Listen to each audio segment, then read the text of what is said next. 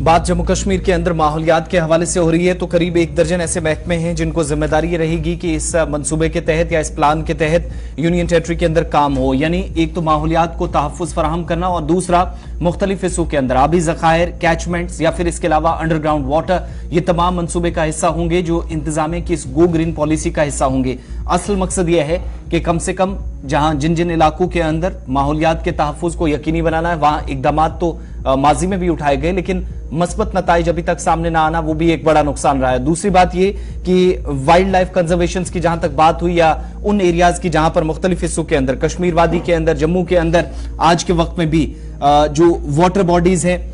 इसके अलावा वो एरियाज हैं जिनके रजिस्ट्रेशन का काम मुकम्मल होना था लेकिन नहीं हो सका और 2 बरसों की अब डेडलाइन तय कर दी गई है। 1 दर्जन के करीब